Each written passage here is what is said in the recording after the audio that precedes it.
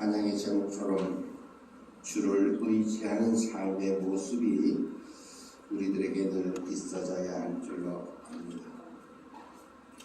사람들이 살아가는 삶의 모습 속에서 너나 할 것 없이 때로는 전혀 생각지 못했고 전혀 예기치 못했던 그러한 위기를 어려움을 문제를 당할 때가 있었을 것입니다.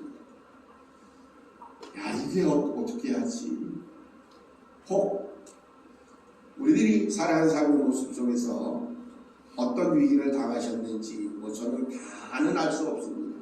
그러나 분명한 것은 우리의 삶의 모습 속에서 우리는 너나 할 것 없이 전혀 생각지 못했던 문제와 어려움을 닥치게 됩니다.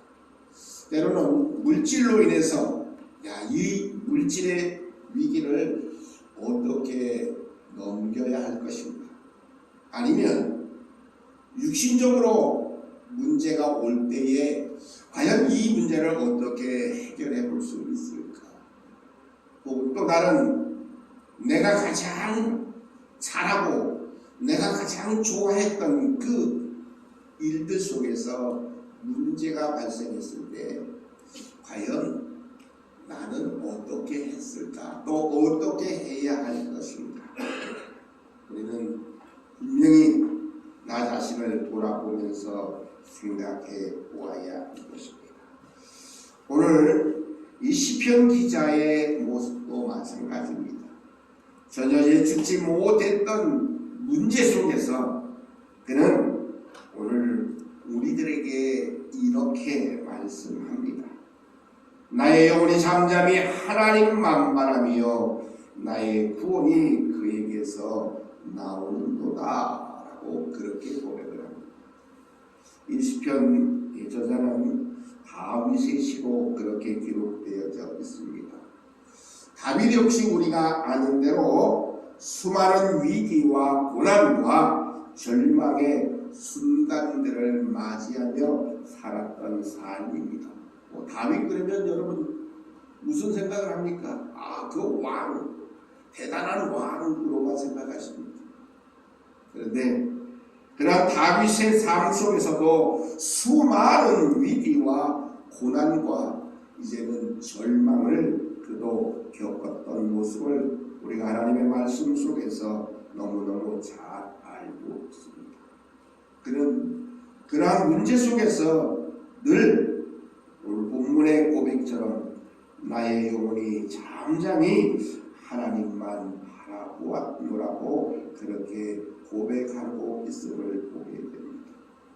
그런 하나님을 바라봄으로 인해서 위로와 평안과 소망과 능력이 됨을 깨달았다라고 하는 사실입니다.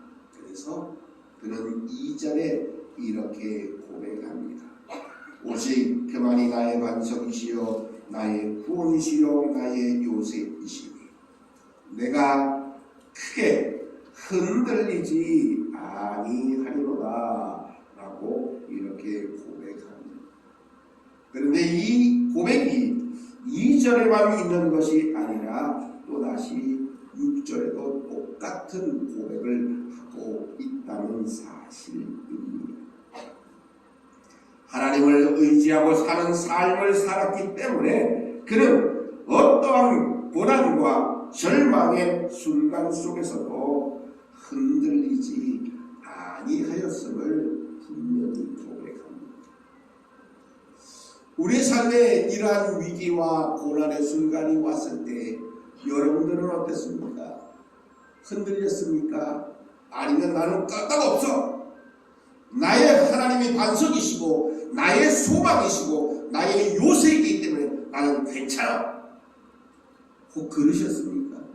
아니면 이제 어떻게 하지, 이제 누구를 보지, 누구를 의지하지, 누구에게 도움을 요청하지,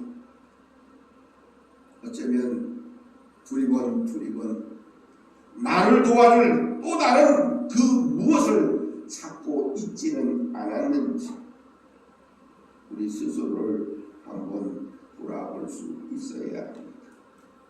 어떻게 다윗이 고난과 절망의 순간 속에서도 흔들리지 아니할 수 있었는지 오늘 성경은 분명히 그는 이렇게 고백합니다.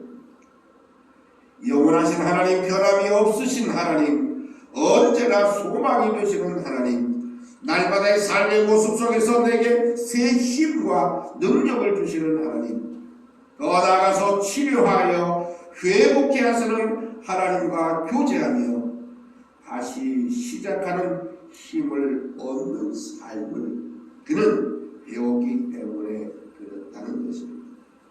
그래서 그의 입술은 오늘 말씀 속에서 이렇게 분명히 고백하고 있음을 보게 됩니다. 1절로 4절까지 다시 한번 봉독합니다. 시작.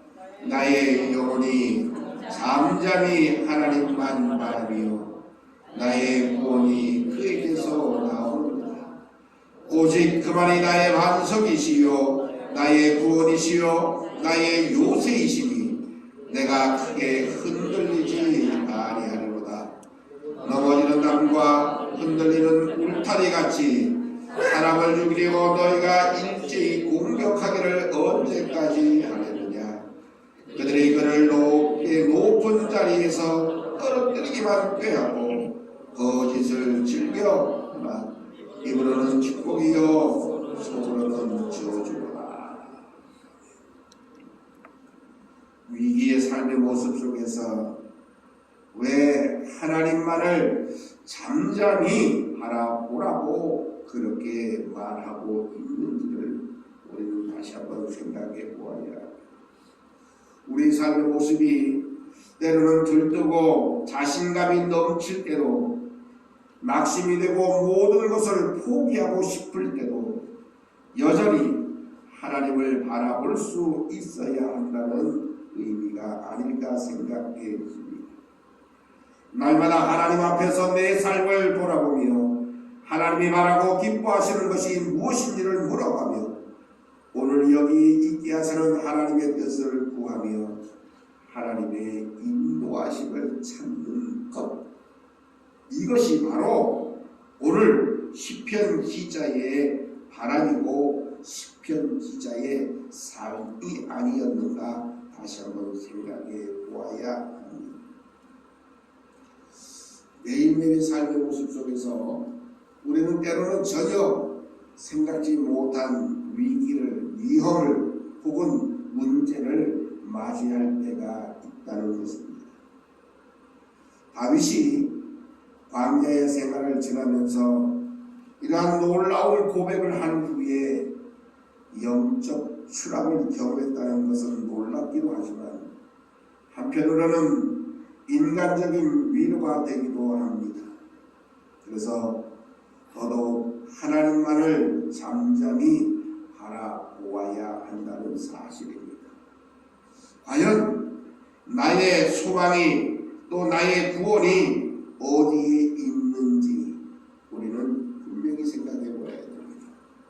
위기가 왔을 때, 문제가 닥쳤을 때에 그 모든 문제의 해결의 길이 과연 나에게 있을까? 우리는 다시 한번 나 자신을 돌아보아야 합니다.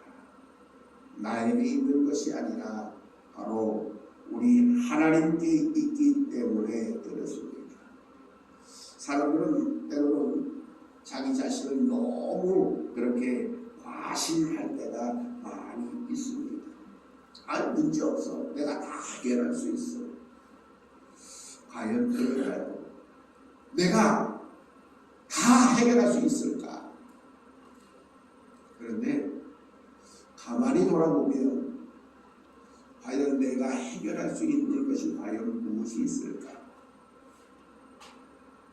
문제를 다 해결할 수 있을 것 같은 생각을 또 자신도 있기는 하지만 사실은 아무것도 할 수 없다는 사실을 우리는 깨닫게 됩니다. 정말로 자그마한 고통 가운데 그 고통조차도 해결할 수 없습니다. 예를 들면 육신적으로 내가 허리가 아프다 혹은 다리가 아프다 혹은 또 다른 어떤 이제는 아픈 곳이 있는데 여러분 스스로 그 문제를 과연 해결할 수 있습니까? 저도 요즘에 저녁에 하는 한 가지 행위가 있어요. 왜냐하면 여러분 허리가 아프시다 그러면 허리에 파스 붙입니까? 안 붙입니까? 허리가 아파 죽겠는데 파스를 붙여요? 무슨 파스 붙여요?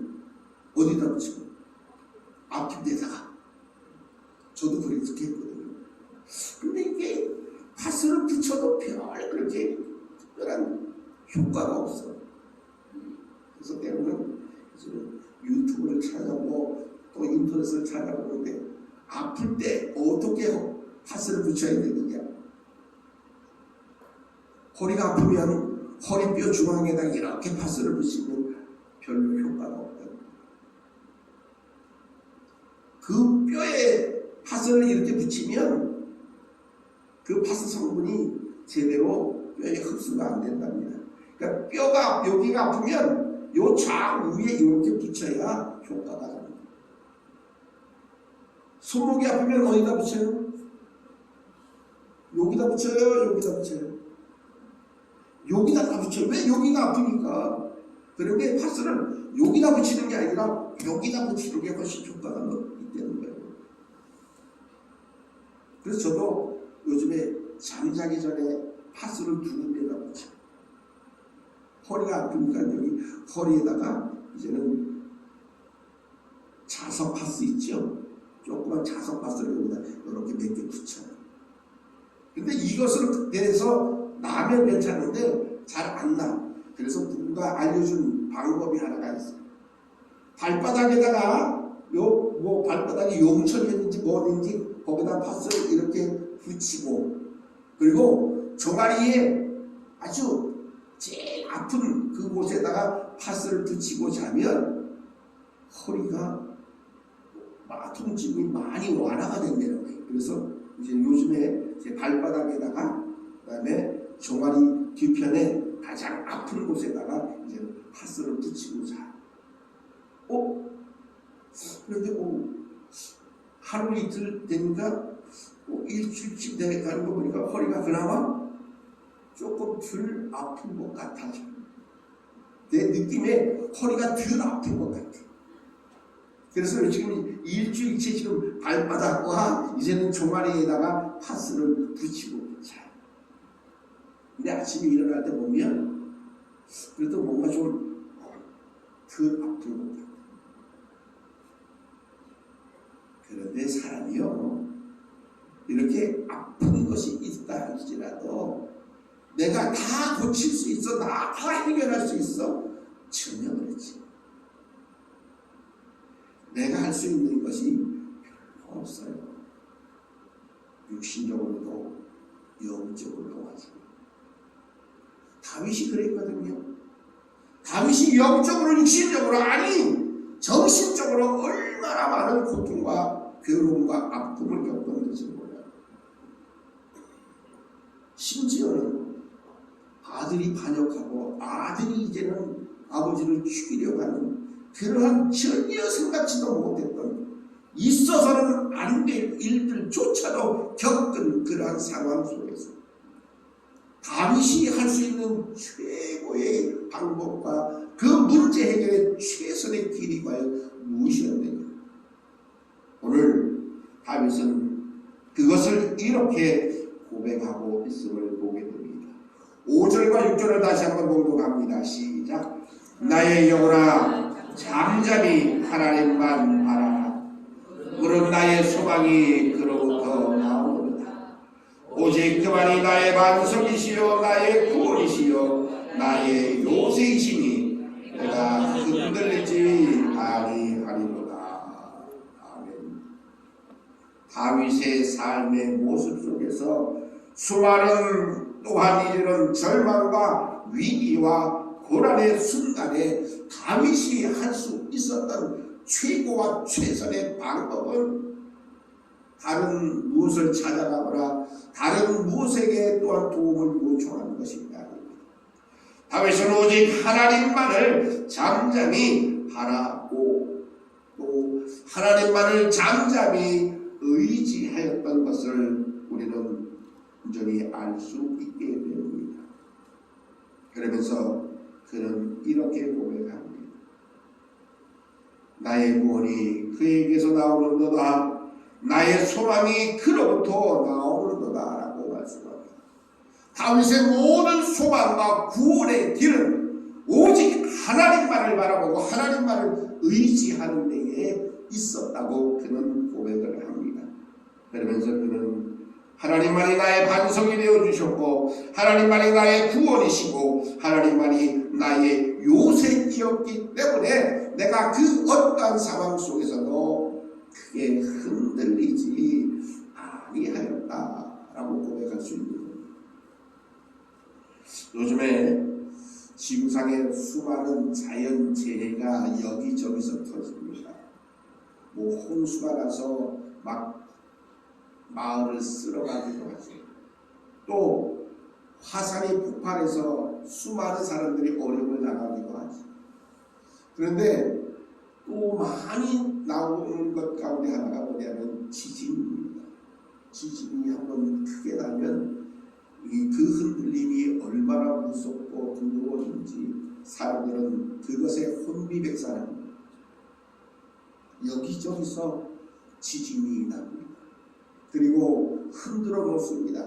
그리고 흔드는 것으로 끝나지 아니하고 무너져 내려 버리고 말합니다. 곧 우리의 삶의 모습 속에서도 전혀 생각지 못했던 이러한 지진 같은 혹은 커다란 홍수와 수해 같은 아니 화산 폭발과 같은 그런 어려움을 당할 수 있게 됩니다. 그런 상황 속에서 우리가 할 수 있는 최고의 방법, 최고의 길은 무엇입니까? 바로 오늘 다윗은 그것을 이렇게 다시 한번 고백합니다. 나의 구원과 영광이 하나님께 있으며 내 힘의 반석과 피난처도 하나님께 있도다. 백성들아 시시로 그를 의지하고 그의 앞에 마음을 토하라. 하나님은 우리의 피난처시로다 라고 고백하고 있는 겁니다. 우리의 삶의 모든 것들을 몸전히 흔들어뜨리고 무너뜨리는 그러한 고난과 고통과 환난 속에서 우리가 해야 할 것은 다름 아닌 우리 하나님을 바라보는 것입니다. 하나님만을 온전히 의지하는 겁니다. 하나님 앞에 나의 모든 마음을 다 토하는 것, 내어놓는 것, 쏟아놓는 것. 우리 성도님들은 혹시 어려움이 당하고 문제가 있을 때에 마음을 누구에게 이야기합니까? 가장 친한 친구에게? 아니면 내 이 마음의 비밀을 발설하지 아니할 사람에게 마음을 풀합니까? 그런 상대가 있으십니까? 내 마음을 온전히 내려놓고 토해버리고 이제는 쏟아내놓을 만한 그러한 친구라 의지할 만한 사람이 있습니까? 오늘 다윗은 그런 일들 속에서 오직 하나님께 모든 것을 쏟아놓으라고 내어놓으라고 토하라고 그렇게 이제는 말하고 있다는 사실. 내 마음을 알아줄 만한 내 마음을 온전히 토하고 내어놓고 들어줄 만한 그 사람이 그분이 과연 누구인가를 다윗은 오늘 말씀 속에서 이렇게 말씀합니다. 백성들아 시시로 그를 의지하고 그의 앞에 마음을 토하라. 하나님은 우리의 피난처시로다 라고 고백을 하고 있습니다. 하나님 앞에 우리의 모든 마음을 다 토하고 내어놓을 때에 우리의 모든 소망과 구원이 바로 그 하나님께 있음을 다윗은 원소 삶의 모습 속에서 온전히 체험하였기 때문에 그 하나님 앞에 마음을 토하라 라고 그렇게 온전히 우리들에게 다시 한번 말씀하고 있다는 사실입니다. 하나님만을 의지하고 마음을 토할 수 있는 하나님과 더불어 동행하는 삶은 결국은 우리를 부활의 승리의 삶으로 이끌어 가게 된다는 사실을 우리는 기억해야만 할 것입니다. 하나님이 우리들에게 오늘 다윗의 말씀을 통해서 시를 통해서 다시 한번 분명히 말씀하고 있습니다. 그런데 사람들의 모습이 어떠했느냐? 오늘 9절 이후의 말씀은 이렇습니다. 아 슬프도다. 사람은 입김이며 인생도 속일 수이니 저울에 달면 그들의 입김보다 가벼우리로다. 아무런 소용이 없다는 겁니다. 무게도 나가지 아니하고 값도 칠 수 없는 것에 불과하다는 것입니다. 그러면서 포악을 의지하지 말며 탈취한 것으로 허망하여지지 말며 재물이 늘어도 거기에 마음을 두지 말지어다. 요즘 우리나라의 모습이 이 모습이 아닌가 생각되어집니다. 이제 가진 권력을 가지고 이제 포악해졌습니다. 내 마음에 안 들어. 너 예전에 나한테 이런 얘기했지, 이런 말했지, 이런 일 했지. 다 조사해. 포악하기가 그렇지 너무너무 무섭게 행동하고 있습니다. 탈취한 것을 통해서 또 한 것으로 허망하여 질 필요가 없습니다. 이제는 이것저것 재물이 많이 늘어도 거기에 마음을 둘 필요가 없다고 말씀합니다. 하나님이 한두 번 하신 말씀을 내가 들었는데 권능은 하나님께 속하였다 하였다는 것. 권능은 내 권력과 권세와 내 힘과 내 어떠한 무엇에 있는 것이 모든 권능은 내게 있는 게 아니라 하나님께 있다고 분명히 말씀하고 있습니다. 그래서 권력 가졌다라고 이제는 호악질하면 안 됩니다. 돈 좀 있다고 사람을 업신여기거나 무시하지 말아야 한다는 것입니다. 권능은 하나님께 있음을 우리는 잊어버리지 말아야 합니다. 12절에 이렇게 말씀합니다. 주여 인자함은 주께 속하였사오니 주께서 각 사람이 행한 대로 갚으심이니이다 하는 겁니다. 행한 대로 당한다는 사실을 기억해야 돼요. 어저께 뉴스 보니까 홍준표가 하는 그 사람 윤석열 대통령이 조국과 부인을 잡아넣듯이 당신들도 자업자들이라 이런 얘기를 하더라고요. 그래서 자업자들 없어요. 그런데 자업자들은 그런 데 쓰는 말이 아니에요. 자업자들은 오늘 본문의 말씀 속에 쓰여져 있어요. 하나님이 우리들에게 분명히 말씀합니다. 주여 인자함은 주께 속하였으니 주께서 각 사람이 행한 대로 갚으신다는 사실을 잊어버리지 말아야 해요. 많은 사람들이 이것을 전혀 기억하지 못해요. 자기가 해놓고 나 몰라, 나 기억이 없어. 내 기억에는 없을 수 있어요. 그러나 하나님의 기억에는 반드시 있다는 사실을 잊지 버리면 안 된다는 사실. 그러기에 우리가 해야 할 것은 뭐냐? 온전히 우리가 하나님만을 바라보아야 한다는 겁니다.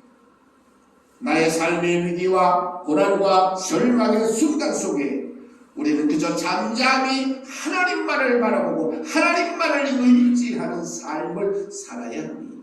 왜냐? 하나님만이 우리의 구원이 되어주시고 하나님만이 우리의 반석이 되어주시고 하나님만이 우리의 요새가 되어주시고 우리의 피난처가 되어져서 흔들리지 않게 만들어준다는 사실. 사랑하는 성도 여러분, 삶의 모습 속에 어떤 위기와 절망의 순간이 왔을 때에 우리가 해야 할, 우리가 의지해야 될 것은 오직 하나님밖에 없다는 사실을 분명히 기억해야 할 것입니다. 매일매일 삶의 모습 속에서 어떠한 상황과 형편과 여건 속에서도 우리 하나님만을 바라보며 하나님만을 의지하며 하나님께만 소망을, 하나님께만 구원을, 하나님께만 온전한 우리의 요새와 반석이 되어준다는 이 분명한 사실을 잊어버리지 말고 매일매일의 삶의 모습 속에 어떠한 상황과 형편과 여건 속에서도 하나님만을 온전히 바라보며 의지하는 믿음의 삶을 살아가는 우리 모두가 되시기를 주님의 이름으로 축복합니다.